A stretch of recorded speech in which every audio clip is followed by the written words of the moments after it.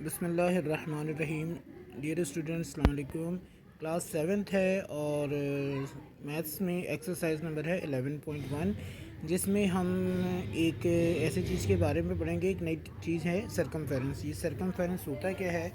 Circumference ये होता है कि बेटा जी, किसी भी राउंड शेप का वो डिस्टेंस जो उसका ये बाहर से कवर हो रहा है, ठीक है। जब ये एक पॉइंट से लेके दूसरे पॉइंट तक का जो इसका टोटल डिस्टेंस है, ये इसका सरकमफेरेंस कहलाता है। सरकमफेरेंस मालूम करने के लिए दो में से कोई सी एक चीज़ आपको चाहिए होती है। या तो इसका चाहिए होता है डायामीटर। डायामीटर क्या होता है? डायामीटर एक ऐसी लाइन होती है जो इस सर्कल को दो बराबर हिस्सों में डिवाइड कर दे, और वो ज़ाहिर है किसके सेंटर से गुजरेगी। या तो आपको चाहिए डायामीटर या आपको चाहिए रेडियस। रेडियस क्या होता है? हाफ डायामीटर, ठीक है। और एक और चीज़ चाहिए होती है पाई। पाई की वैल्यू जो है वो फिक्स होती है 22/7, या इसको पॉइंट में लेते हैं 3.14। तो दोनों तरीक़ों से आपको दे रहा है। अगर डायामीटर हो फिर आप कैसे लेंगे, और अगर आपके पास रेडियस हो तो फिर आपने सरकमफेरेंस कैसे मालूम करना होगा।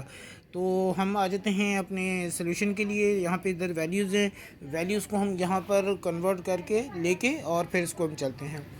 पहला जो इसका पार्ट है उसमें इसने डायामीटर दिया हुआ है 56 मिलीमीटर, और मैंने यहाँ पर आपको बताया डायामीटर होता है 56। अगर आपने रेडियस पता करना तो आप क्या करते हैं, D/2 कर लेते हैं। मैंने इधर 56/2 करके 28 कर लिया है। फ़िलहाल इसकी ज़रूरत नहीं है, लेकिन आगे चल के जब होगी तो फिर मैं आपको बताता रहूँगा।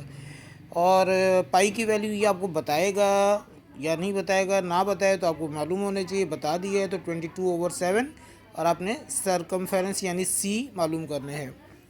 फार्मूला क्या होगा देखें, जब आपको डायामीटर दे रहा है तो आपने पाई इंटू डी या डी इंटू पाई, कोई भी चीज़ दोनों आगे पीछे कर लीजिए। पाई की वैल्यू 22/7 है, डी की वैल्यू 56 है। 7 1 ज़ा 7 8 ज़ा 56, 22 मल्टीप्लाई 8, 8 2 ज़ा 16, 1 कैरी, फिर 8 2 ज़ा 16 और 1 17, ये 17 इसका डायामीटर हो गया।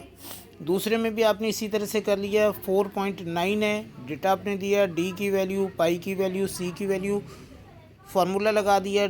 सी is equal to D into pi. D 22/7, pi आपका 4.9, तो 7 1 ज़ा तो 7 हो गया। अब 7 का टेबल 4 पे नहीं जा रहा, आपको 9 मिलाना है, लेकिन बीच में पॉइंट है तो आपने पॉइंट लगाया ताकि 9 मिल जाए, और 7 7 ज़ा 49, तो 0.7 आपका आंसर हो गया। 0.7 से 22 को मल्टीप्लाई करेंगे।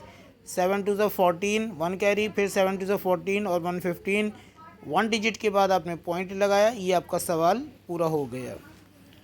इसी तरीके से आपने इसका पार्ट 3 है, उसमें 21/2 है।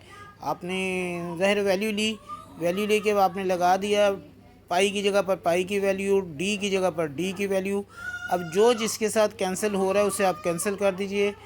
22 और 1 जाता है, 2 1 ज़ा 2 11 ज़ा, फिर 7 1 ज़ा 7 3 ज़ा, तो 11 3 ज़ा 33।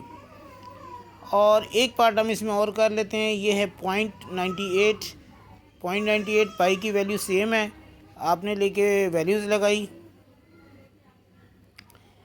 7 1 ज़ा 7, तो 7 1 ज़ा 7, 7 4 ज़ा 28, और दोनों को मल्टीप्लाई 14 2 ज़ा 28, 2 कैरी, 7 14 2 ज़ा 28 और 2 30, 2 डिजिट के बाद पॉइंट था वो आपने दिया। अब ये आपका आंसर हो गया।